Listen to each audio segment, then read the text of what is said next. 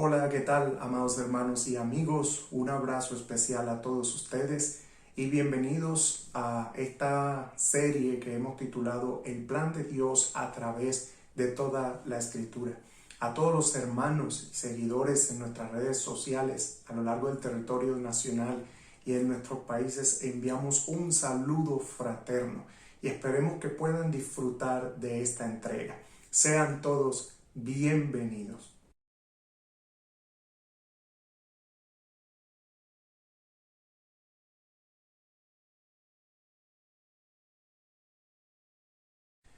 Para hablar del plan de Dios es necesario que nosotros tengamos en cuenta varias cosas.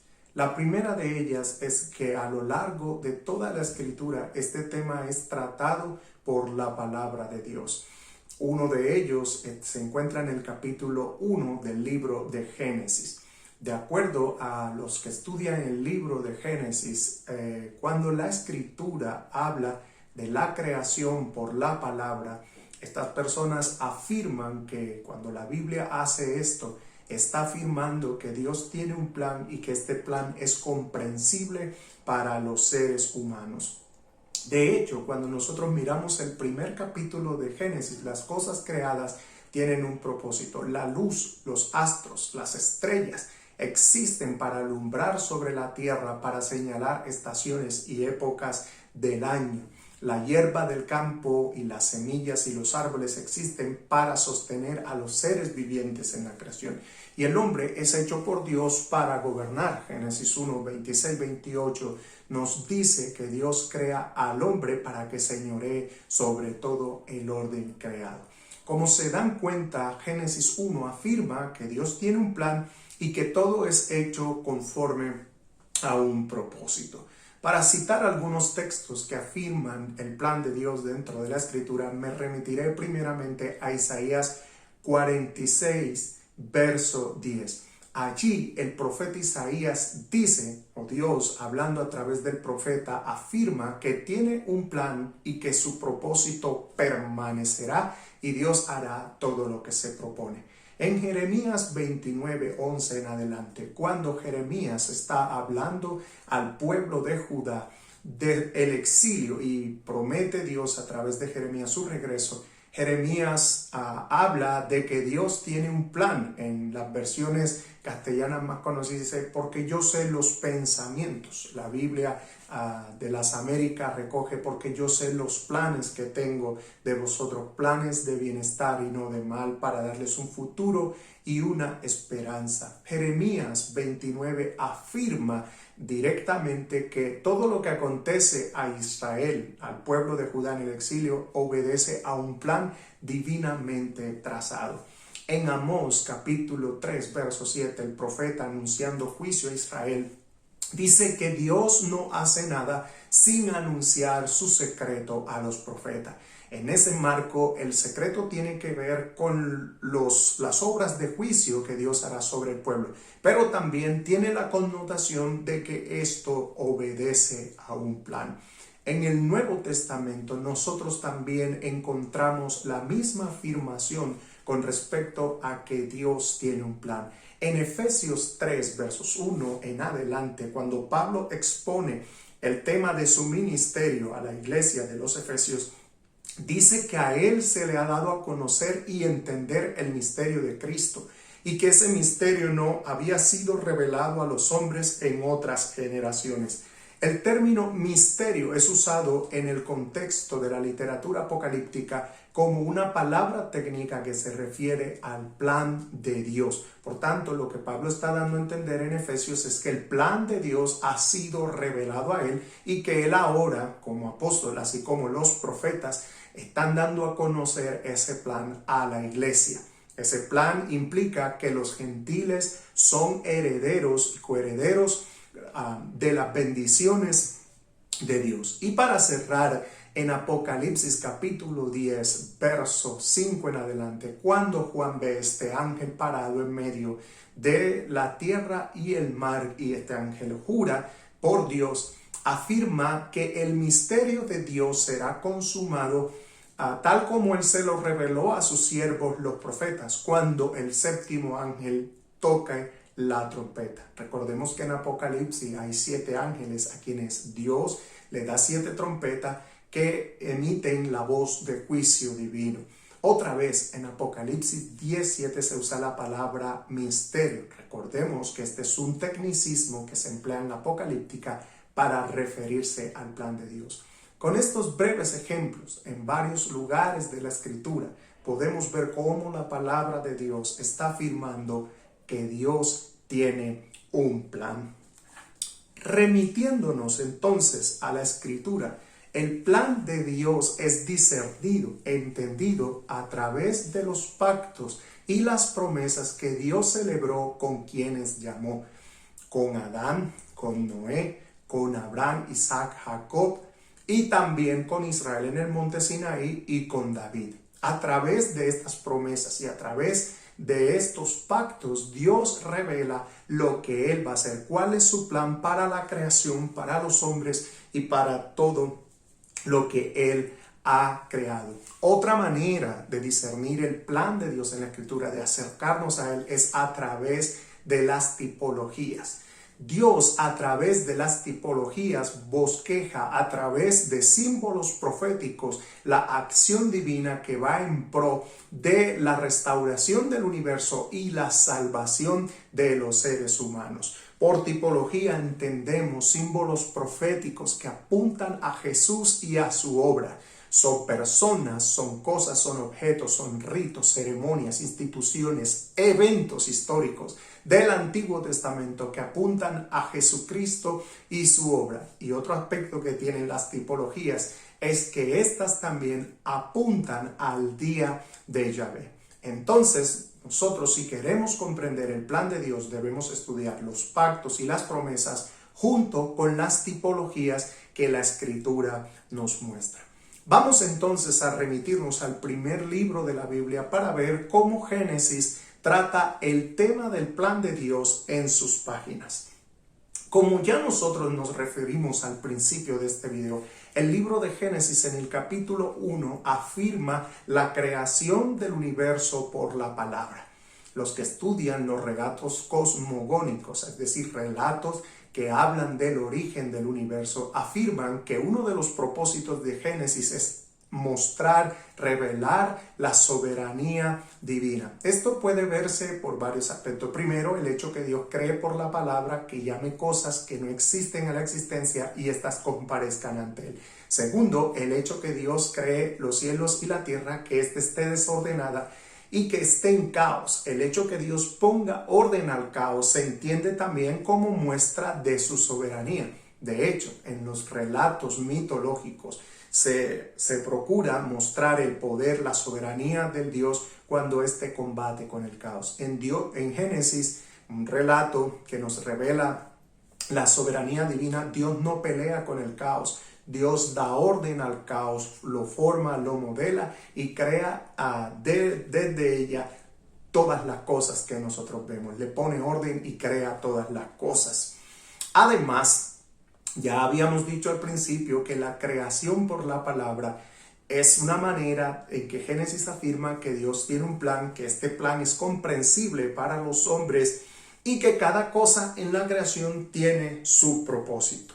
El libro de Génesis se escribe para mostrar cuál es el origen de todas las cosas, cuál es el origen de Israel y su lugar en los propósitos divinos. Recordemos que ya dije al principio que para entender el plan de Dios nosotros necesitamos fijar nuestra mirada en los pactos, las promesas y las tipologías. Entonces haremos un recorrido general por el libro de Génesis, miraremos estos pactos, miraremos estas promesas y también miraremos la tipología. Respecto a la creación del hombre, Génesis 1, 26, 28 nos dice: Dios creó al hombre a su imagen y semejanza, a imagen de Dios los creó, varón y hembra los creó. Dios da la orden a los hombres de multiplicarse. Cuando Malaquías, en el capítulo 2 de su libro, verso 15, está interpretando la creación del hombre, nos dice que Dios creó al ser humano porque estaba buscando del hombre una simiente. Algunas traducciones dicen un pueblo. Lo que nosotros entendemos a la luz de la interpretación de Malaquías es que la creación del hombre se da porque Dios tiene el propósito de crear un pueblo. Ahora notemos lo siguiente. Cuando Dios llama a Abraham, Isaac y Jacob, les hace precisamente la promesa de hacer de ellos una nación. En Génesis 17, Dios promete a Abraham hacer de su descendencia su pueblo. Dios está buscando conformar un pueblo para él. Y a través de la simiente de Abraham, Dios busca reconciliar a los pueblos de la tierra con él, recordemos, por el pecado de Babel, de la torre de Babel. Y a través de este acto, Dios está buscando también traer de las naciones de la tierra a gente para ingresarlos a su pueblo, para que también sea parte del pueblo de Dios. Así que notemos que desde el Génesis, Dios está buscando conformar un pueblo. La primera promesa que aparece en la Biblia se encuentra en Génesis capítulo 3, verso 15. El trasfondo de esta promesa es el siguiente. Capítulo 2 del Génesis nos amplía cómo fue creado el hombre, varón y hembra. Génesis 2:15 nos dice entonces que Dios había creado al hombre. Previamente Dios había plantado un huerto, Génesis 2:9, lleva ya al varón para que trabaje, lo labre y lo cuide. Luego Dios provee de compañera al hombre y a ambos les da el mandamiento de no comer del árbol del conocimiento del bien y del mal, porque el día que lo hicieren ciertamente moriría. El capítulo 3 de Génesis nos narra esa caída y precisamente nos narra cómo la armonía que Dios había hecho en la creación se rompe. Las consecuencias de la caída son severas porque se rompe la armonía del hombre consigo mismo. Dios había creado al hombre en inocencia. Ahora el hombre no puede resistir estar uno frente al otro. La culpa no se lo permite. La armonía entre Dios y el hombre se rompe. El hombre, antes que estaba en confianza con Dios, ahora huye de su presencia. La armonía con la creación se rompe porque la tierra no volverá a darle el fruto al hombre como antes. Y la armonía con la vida se rompe porque el hombre, que es un ser viviente, Génesis 2:7, ahora se convierte en un hombre que muere. La creación colapsa con la caída humana. Y es en ese marco que Dios da la promesa de una simiente. Génesis 3:15, Dios hablándole a la serpiente dice que pondría enemistad entre ella, la mujer, entre la simiente de la serpiente y la simiente de la mujer, que la simiente de la serpiente heriría a la simiente de la mujer en el calcañar y la simiente de la mujer en la cabeza. Las implicaciones de la aparición de la simiente es que Dios volvería a restaurar la creación como al principio, que esa armonía que se perdió entre el hombre consigo mismo, entre el hombre con el otro, entre el hombre con la creación y entre el hombre y Dios, con el triunfo de la simiente, ese orden se restablecería. Esa es una de las implicaciones que se extrae de esa promesa. Así que Génesis 3:15 nos habla de una simiente procedente de la mujer, de un salvador que habría de venir de la mujer. Génesis nos narra que el pecado humano sigue su curso y crece. Capítulo 6, la maldad humana ha crecido tanto que Dios decide el fin de esa humanidad a través de un diluvio. Con el propósito de comenzar de nuevo, Dios llama a Noé y a sus descendientes, Sem, Cam, Jafé, y a las esposas de ellos. Recoge a la familia de Noé en un arca con parejas de animales que Dios le indica, y así Dios decide el fin de todo lo creado. Una implicación de esto es que Dios vuelve a la creación a su estado normal. Recordemos, cuando Dios hizo el mundo, las aguas cubrían la faz, ¿verdad? La tierra, las aguas cubrían todo. Con el diluvio Dios volvió a poner a la creación en el principio y empezó de nuevo. Sin embargo, esta nueva creación con Noé tenía un problema. El corazón del hombre era malo. Génesis 8:21 en adelante nos dice que a pesar que Dios comienza de nuevo, el corazón del hombre es pecador. No así al principio, donde la Biblia nos habla de que cuando Dios creó a Adán y Eva, los había hecho a su imagen y semejanza. No había pecado en el mundo. Dios decide dar curso a esta nueva creación. Los hijos de Noé se multiplican Y aquí hay un detalle importante que se nos narra en el capítulo 9. Uno de los hijos de Noé, Cam, ve su desnudez y esto provoca que Noé maldiga al descendiente de Cam, que es Canaán. Noé, por su maldición, somete a Canaán a esclavitud. Y dado que Sem y Jafet cubrieron su desnudez, entonces Noé pronuncia bendición sobre Sem y hace partícipe a Jafet de esa bendición. Quienes estudian el libro de Génesis dicen que este es el primer inicio del propósito redentor de Dios con las naciones. Ven en Sem la cabeza de las naciones y en Jafet representada el resto de las naciones de la tierra, y que la bendición de Sem habría de alcanzar a todas las naciones. ¿Por qué es importante este relato? Porque cuando nosotros seguimos la genealogía de Sem, nos vamos a dar cuenta que luego aparecerá en escena Abraham. Abraham es descendiente de Sem. ¿Cuál es la tierra que Dios promete a Abraham? Génesis 12:7, capítulo 14 y 15 es la tierra de Canaán. Recuerden, el hijo de Cam a quien Noé maldijo. Ahora bien, ¿por qué llama Dios a Abraham? Génesis 11 nos dice que después de este nuevo comienzo con Noé y su descendencia, después que ellos se multiplican, tienen la idea de construir una ciudad, cuya cima esté en los cielos. Los hombres dan inicio a esta obra, a Dios le desagrada, confunde su lengua y ahora los separa. Lo que Génesis nos está mostrando con esa actitud humana y con ese pecado humano es que los hombres pretendían llegar a los cielos, que es el lugar desde la concepción religiosa de Medio Oriente Antiguo donde mora Dios. Así que la intención humana era sentarse donde Dios se sienta. Dios desecha esta pretensión humana, confunde su lengua y los echa de su presencia. Así se forman las naciones, con la trágica realidad de que las relaciones entre las naciones y Dios están rotas. Ahora noten esta constante del pecado humano. En el huerto el hombre se revela, la maldad crece, Dios comienza de nuevo con Noé.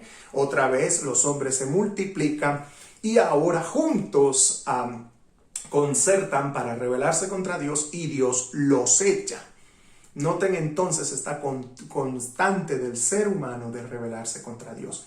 Para cerrar esa brecha, ¿cierto?, de separación entre los pueblos y Dios, entonces Dios llama a Abraham. Génesis 12:1-3, Dios da órdenes a Abraham que salga de su tierra, de en medio de su familia y su pariente, porque Dios quiere hacer una nación. Lo que Dios quiere a través de esa nación lo dice esa porción de Génesis 12. Bendecir a los pueblos de la tierra, y esa bendición es la reconciliación de las naciones con Dios. En ese plan entonces Dios promete a Abraham la tierra de Canaán, que será el territorio donde habilitará la nación que Dios formará a través de Abraham. Y en Génesis 22:18 Dios promete que a través de Abraham traerá una simiente por la cual esa reconciliación, esa bendición de los pueblos con Dios será posible. Ahora noten, la palabra simiente es la misma que se pronuncia en Génesis 3:15. Desde Génesis Dios viene hablando de una simiente por la cual Dios reconciliará a la humanidad con él, por el pecado del huerto, y ahora a las naciones con él por el pecado de Babel. Cuando nosotros continuamos la lectura del Génesis, en el capítulo 26, 1-5, Dios renueva estas promesas y este pacto al hijo de Abraham, a Isaac. Cuando Isaac está en Gerar, Dios renueva ese mismo pacto. Promete multiplicarlo, promete bendecirlo, pero promete levantar una simiente a través de Isaac. Llegamos a Jacob. En el capítulo 28, verso 13 al 15, Dios ahora habla a Jacob la misma promesa que hizo a su padre Isaac y la misma promesa de Abraham: bendecirlo, multiplicarlo y levantar una simiente a través de la cual Dios reconciliaría a las naciones con él. Un detalle que es bien importante dentro del desarrollo de la revelación divina es que Dios había comunicado a Abraham su plan. En Génesis 15, cuando Dios habla con Abraham, Dios hace un pacto con Abraham y le avisa que la descendencia de Abraham será esclava 400 años en tierra extranjera, que Dios los visitaría allí, que juzgaría esa nación y que luego los traería a la tierra del amorreo, porque el cananeo vivía en ese tiempo en Canaán, el amorreo también. Dios entonces ha avisado a Abraham que su descendencia había de ser esclava por 400 años, pero que Dios los visitaría, extendería su brazo y haría grandes obras en medio de ellos para liberarlo. En segundo lugar, en Génesis 17, Dios ahora promete a Abraham hacer a su descendencia, a su pueblo, poner su pacto en medio de ellos. Y además Dios le avisa a Abraham que a través de él y de Sara saldrán reyes. Así que la visión de Dios no es solo ser una nación, sino ahora un reino otra vez por el cual Dios reconciliaría a los pueblos con él. El libro de Génesis cierra con la promesa de un reino. En Génesis 49, cuando Jacob está para morir, él reúne a sus hijos en torno a sí, pronuncia las bendiciones finales y llegando a Judá, capítulo 49, verso 8 del libro de Génesis, Jacob pronuncia la bendición sobre Judá y anuncia que de Judá saldrá un reino. Las figuras para decir esto son cachorro de león, león es Judá, y el león en Medio Oriente figura de realeza, es un símbolo de la realeza. Jacob menciona cetro y bastón de mando, que son instrumentos que señalan la autoridad del rey, y dice que de Judá saldrá Shilo, el gobernante que congregará las naciones ante Dios. Aquí es importante hacer una anotación, porque el reino en la cosmovisión de Medio Oriente es mirado como una institución divina. El rey es considerado hijo de la divinidad y por tanto el rey y su reino representan el reino de la divinidad en la tierra. La implicación de esto es que el reino prometido en Judá será representación del reino de Dios. El rey Shilo será considerado como el representante divino y otra vez, por lo que venimos diciendo en Génesis, él es la simiente de Abraham. Recuerde que el propósito de la simiente de Abraham es reconciliar a los pueblos con Dios. En Shilo las naciones volverán a someterse a Dios y recordemos que esto alude perfectamente a la relación que se ha roto por el pecado en la torre de Babel. Entonces, el libro de Génesis nos muestra el Salvador o prefigura el Salvador tras la figura de la simiente. En Génesis 3:15, la simiente de la mujer, en la historia de los patriarcas, desde Génesis 12 hasta el capítulo 49, de la simiente de los patriarcas, Dios levantará a la simiente que traerá la salvación a los pueblos de la tierra. Y recordemos que antes de morir, Dios a través de José dice que él visitaría a Israel en Egipto, haría grandes obras y los llevaría de nuevo a Canaán. Todo este plan divino busca la restauración en primer lugar del daño de la creación, pero también de las relaciones que se rompieron en la torre de Babel. Recordemos que al principio les dije que para poder mirar y entender el plan divino tenemos que mirar las tipologías. Recordemos que las tipologías son símbolos proféticos que apuntan a Jesucristo, a su obra, a la obra de salvación, como también al día de Dios. Recordemos que las tipologías son personas, cosas, animales, ritos, instituciones, ceremonias, eventos del Antiguo Testamento que apuntan a la persona de Jesús, a su obra y que apuntan también al día de Dios. En Génesis voy a mencionar 4 tipologías que son importantes. La primera de ellas es Adán. Adán es un símbolo profético que apunta a Jesús. En Génesis 5 se nos presenta a Adán como hijo de Dios. Por el lenguaje empleado en este capítulo, Adán es presentado como hijo de la divinidad. Y Génesis lo expresa así: Dios creó al hombre a su imagen y semejanza. Y luego dice, Adán tuvo un hijo conforme a su imagen y semejanza. Ese paralelismo hebreo nos está mostrando al hombre como hijo de Dios porque es la imagen de él. Adán es una figura que apunta a Cristo. En segundo lugar, Adán es puesto como cabeza de la creación. A él se le entrega el señorío de todas las cosas. En el Nuevo Testamento, a Jesús también se le llama el Hijo de Dios. Los evangelios están llenos de esta expresión.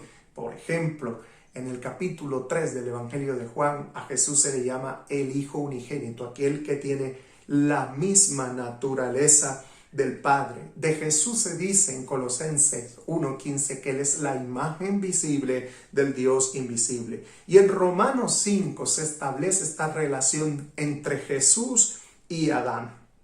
Asimismo, en Hebreos 2, en donde se afirma que Dios ha sujetado el mundo venidero a Jesucristo como Hijo del Hombre. En segundo lugar, la segunda tipología que quiero mencionar es Melquisedec. Génesis 14 nos habla de este personaje, quien era rey y sumo sacerdote en Salem. Él reinaba allí. Melquisedec reinaba en Salem, pero Melquisedec era sumo sacerdote. Cuando nosotros avanzamos en la escritura, en el Salmo 110, verso 4, Dios promete que el Mesías será sumo sacerdote de Melquisedec. Hebreos capítulo 7 en adelante se refiere a Melquisedec como una prefiguración del Mesías, como una tipología. Y que de hecho a la figura de Melquisedec como una persona que no tiene principio ni fin de días, con un sacerdocio que permanece para siempre, apuntaba a ese sumo sacerdocio de Cristo que sería ejercido en los cielos en presencia de Dios. La tercera tipología a la que yo me remito se encuentra reflejada, proyectada en Isaac. En el capítulo 22 del Génesis, Isaac es un sacrificio que Dios pide a Abraham. Isaac es la simiente de Abraham porque es nacido de él, y Dios pide a Abraham que sacrifique a su hijo a quien él ama.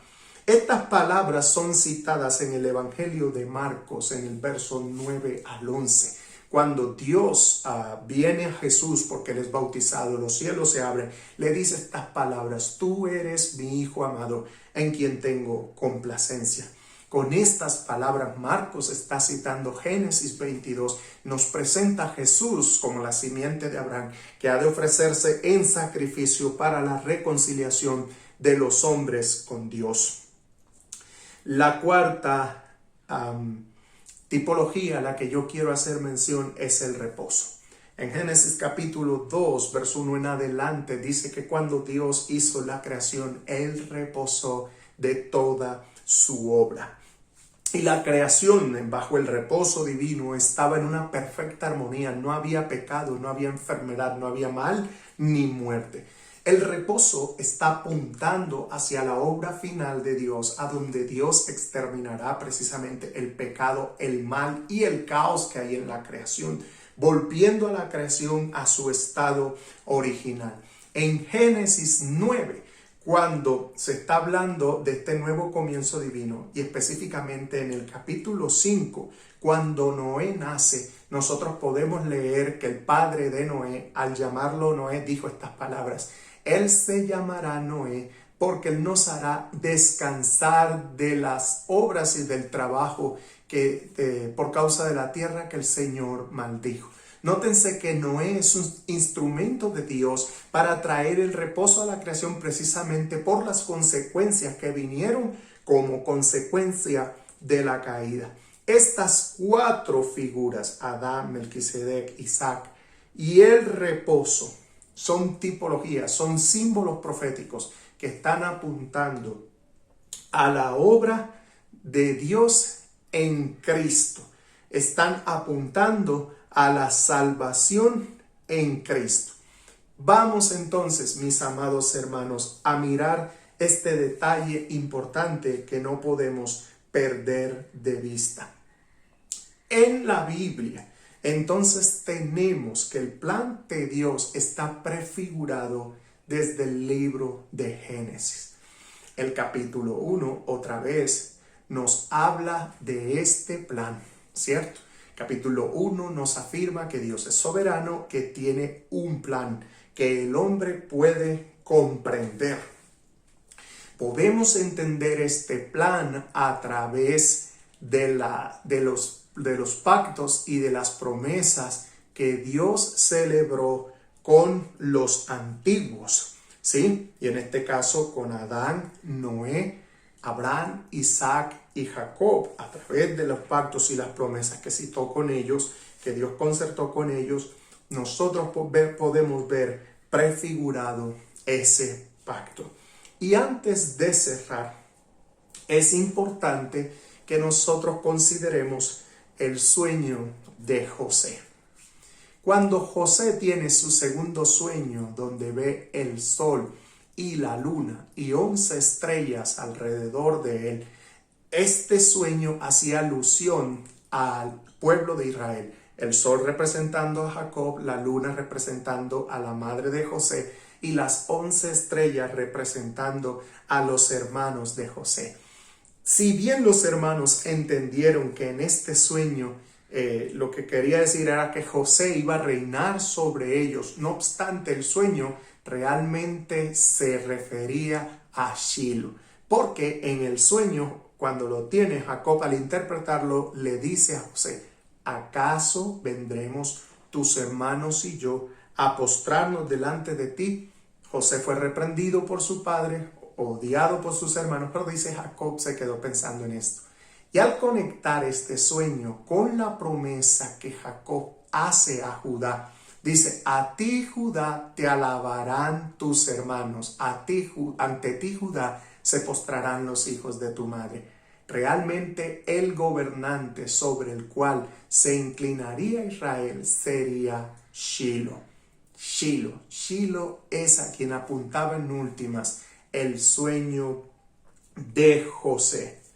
Cuando nosotros leemos la historia de Shiloh, nosotros miramos que Shiloh será un rey que poseerá un reino eterno, que a él se congregarán las naciones. Nosotros volvemos a encontrar esta promesa en Números 25 en adelante, cuando Balaán es contratado por el rey de Moab para maldecir a Israel.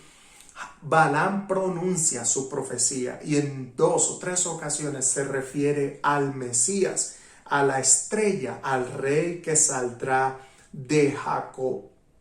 La promesa de Shiloh es renombrada en el Antiguo Testamento en 2 de Samuel 7, 11 al 15, cuando Dios escoge a David. Recordemos que David es de la tribu de Judá.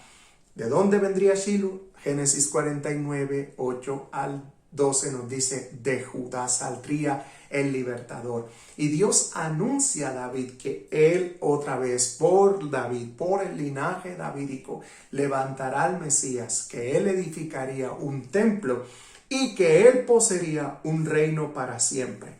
Una de las cosas que dice Génesis 49, 8, verso 12, hablando del gobierno de Shiloh, es que él ata su pollino a la vid. El Nuevo Testamento presenta a Jesús como Shiloh. Cuando nosotros abrimos la Escritura, nosotros nos damos cuenta que Jesús da órdenes a sus discípulos de que busquen en las afueras de la ciudad a un pollino de asna que está atado. Mateo 21, 1, Marcos 11, 2, Lucas 19, 30 hablan de este suceso. Jesús manda a los suyos que consigan a este pollino que está atado. Y otra vez, con esa palabra pollino atado, los autores del Evangelio están conectando a Jesús con Génesis 49 para decirnos a usted y a mí que Jesús es este rey esperado en el cual Dios establecerá su reino en la tierra y reconciliará a las naciones con él. En cuanto a Jesús como simiente de Abraham, el Nuevo Testamento también nos presenta a Jesús como tal. Mateo capítulo 1 abre su evangelio así. Genealogía de Jesucristo, hijo de David, hijo de Abraham. Abraham engendró a Isaac, Isaac a Jacob, Jacob a Judá. Nótese que el autor de Mateo no sigue así. Abraham engendró a Isaac, Isaac a Jacob, Jacob a Rubén, sino que de Jacob salta a Judá, porque Rubén era el primogénito, pero Rubén no es mencionado en esta genealogía, porque estos 4 personajes, Abraham, Isaac, Jacob y Judá, son los 4 personajes que desde el Génesis Dios proyecta la salvación. Recuerden, Dios a Abraham, Isaac y Jacob les dio la promesa de una simiente por la cual habría de bendecir a los pueblos de la tierra. Mateo está presentando a Jesús como esa simiente. Y de Judá, porque en Génesis 49 se dice que el rey Shilo procedería de la tribu de Judá y la genealogía sigue por David. Si seguimos leyendo la genealogía del capítulo 1 de Mateo, nos vamos a dar cuenta que Mateo menciona también a David en esa genealogía, indicando que Jesús es el que se refiere, segundo de Samuel 7:11, por el cual Dios establecería un reino eterno para bendición a los pueblos de la tierra. En Gálatas capítulo 3, verso 15 al 16, Pablo dice que Dios había prometido a Abraham la bendición a los gentiles. Si usted lee desde el verso 8 en adelante, Pablo se está refiriendo al Génesis. Y dice Pablo que esta bendición era la reconciliación de los pueblos de la tierra con Dios. Otra vez está hablando Pablo de que la bendición que Dios prometió a Abraham para los pueblos de la tierra no era otra sino la reconciliación de los pueblos con él. Recordemos, se había roto la relación con Dios en el pecado de Babel. Siguiendo con su discurso, Pablo nos dice en los versos 15-16 que las promesas fueron hechas a la simiente de Abraham. Y Pablo lo dice muy directamente, que esa simiente era Cristo.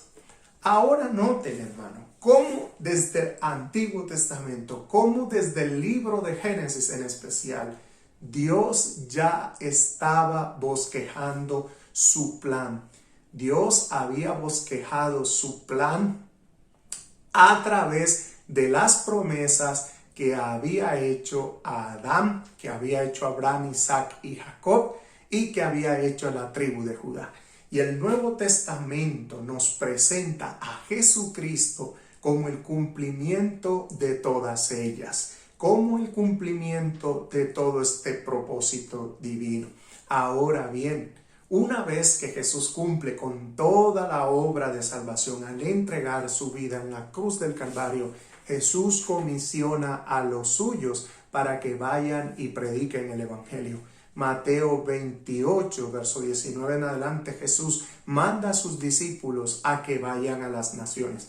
Porque el objetivo de Dios son las naciones. Recordemos que Dios había prometido a Abraham bendecir a los pueblos de la tierra. Otra vez, Pablo nos da luces sobre esto porque la bendición es la reconciliación de los pueblos con Dios a través de Jesucristo, la simiente de Abraham, a través de Jesucristo, el descendiente de David. Dios establecería su reino en la tierra, por la cual restauraría la relación que se rompió en el huerto por el pecado humano, y también restauraría la relación de los pueblos con Dios. Otra vez, hermano, desde el Antiguo Testamento, Dios venía hablando de sus propósitos redentores y presenta a Jesucristo como el cumplimiento de todos ellos. ¿Qué significa esto para nosotros, hermano? ¿Cómo nosotros podemos seleccionar y aprender de esto? En primer lugar, tenemos que aprender, amados hermanos, que nada en la creación es fortuito, que en la creación todo obedece a un plan, en primer lugar. En segundo lugar, aprendemos que Dios es soberano y que Dios guía la historia para que sus propósitos redentores se cumplan. Nótese cómo toda la historia del Antiguo Testamento, por eso están estos dos testamentos. El primero nos muestra todo el obrar de Dios desde los primeros días de la creación hasta Jesucristo. Cómo Dios movió toda la historia de los hombres para traer al Salvador. Y de esta manera cumplir con las promesas que Él había hecho de redención a los pueblos de la tierra, de restaurar la brecha que se creó por razón del pecado humano en el huerto. De esto aprendemos primero que Dios es bueno, dos, que Dios es misericordioso, tres, que Dios es fiel y que cuando Él hace sus promesas, lo cumple. Ahora bien, se proyectaba desde el antiguo que con la venida del Salvador, de la simiente de mujer, la creación volvería como al principio. Si bien Jesús en la cruz del Calvario logra la reconciliación de la humanidad con Dios, porque el pecado es perdonado y eso que nos separa de Dios es quitado. Sin embargo, esa parte donde la creación volverá a ser como antes, en donde la armonía de lo creado volverá a ser como al principio, no habrá enfermedad, no habrá muerte, no habrá dolor ni sufrimiento, queda pendiente para la segunda venida de Jesucristo.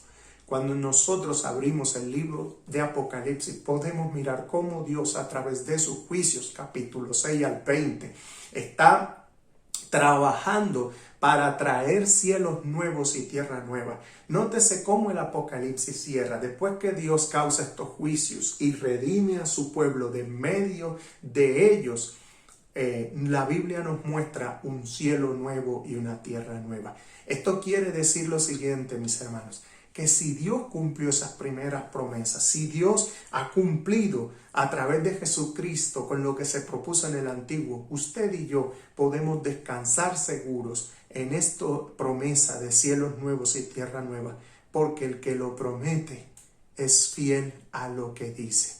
Bien, amados hermanos, hemos llegado al final de nuestra enseñanza por hoy y yo quiero invitarles a todos cordialmente a que nos sigan en nuestras redes sociales.